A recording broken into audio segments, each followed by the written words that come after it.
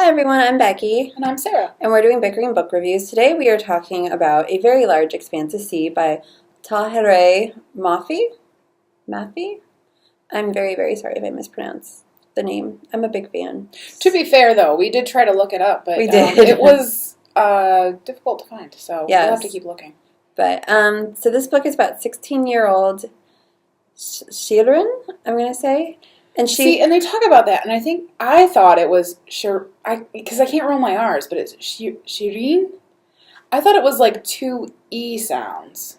The I's made an E sound as opposed to an I sound, and the R wasn't hard. Anyway, could be. It is important in the context of the book, but it isn't important in the context of our video. Yes. And she's very tired of the way she's viewed by society. It has been a year since 9/11, and Shirin is Muslim. You say it how you want to say it, okay? Yes. And she has felt the full force of the hatred people direct towards members of her religion. She has created a defense mechanism to protect herself from people's hurtful stares and comments. However, everything changes when she meets Ocean James, a boy who she shouldn't let in but is unable to shut out. Bum, bum, bum. So Sarah and I came from this from very different angles. I love, how did we decide you say it? Tahereh Mafi's other books. I'm a huge fan of, like, Shatter Me and all of that. Like when one of the new books comes out, I get, near giddy. So I wasn't sure how I was going to take this, but you were not a fan. I started reading the first book and I didn't even finish it. So no, not for me. But this was so different. And I was super nervous about this book because I was like, I couldn't get through the Shatter Me series. How in the world am I going to get through this one? But it was completely different. It was. This book is, I don't know how to describe it. So it's so, the story is just so intensely. Well, and it's her first, contemporary realistic, yes? It is. Even actually, I say contemporary. It's not contemporary. It's historical. It's the year after 9/11. Oh my gosh. I hate thinking of early 2000s as historical. I know, but it is technically. Now it hurts my heart. Okay. But the story she tells in this book is just so intensely well done. Yeah, it is. It's completely well done. It's completely believable, and I actually kind of wonder how much of this book is autobiographical, because she does kind of mention that she based a lot of the kind of parts on her life. And then that made me jump into who is this person? Let me learn more. Turns out she's married to Ransom Riggs, and I'm like,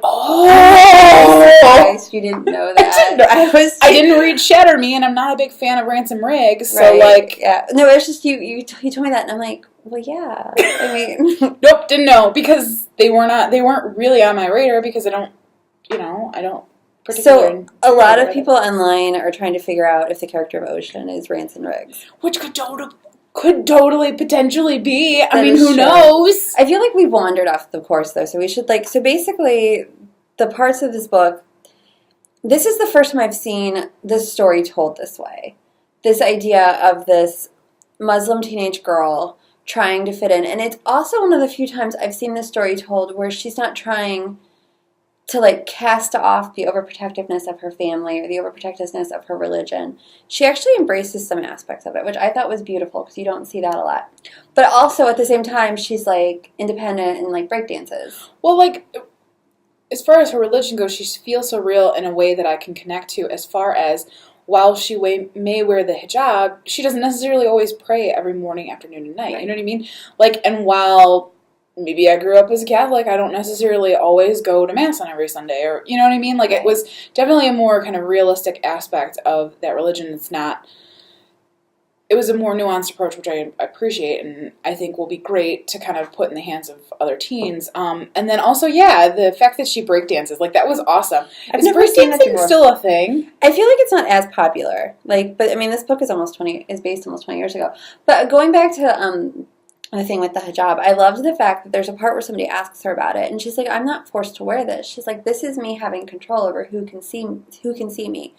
That gives me the power. And I loved that. I've never read that anywhere else. I was reading this, and I literally stopped and told my mom, I'm like, have you heard this? This is great. I also thought, I don't think you've ever actually seen her trying to enter this relationship with the basketball star, and the way people react and the level of hatred that's thrown at her. I don't think you see that a lot. Like, usually it's like she meets the boy, she falls in love with the boy, and he saves her.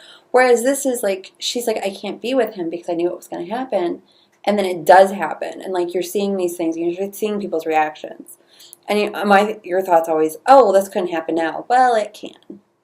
Yeah, I mean, I definitely think she brings up privilege and microaggressions in a kind of in a way that is kind of more not approachable, but like understandable. Like people you can see it kind of from both sides, right? And like have a better understanding of it. Right. And the book has been longlisted for the National Book Award, and I wouldn't be surprised if it ends up on some on the Prince list. And by the way, I loved Ocean. Like, I did love Ocean. And I love the main character too. I mean, she was so strong. Right. And I love the brother and all of his like breakdancing friends. Like, it was awesome. This was a great book. It was just a very well written book. This is a great book. It read super fast. Yeah, I read it like in a day.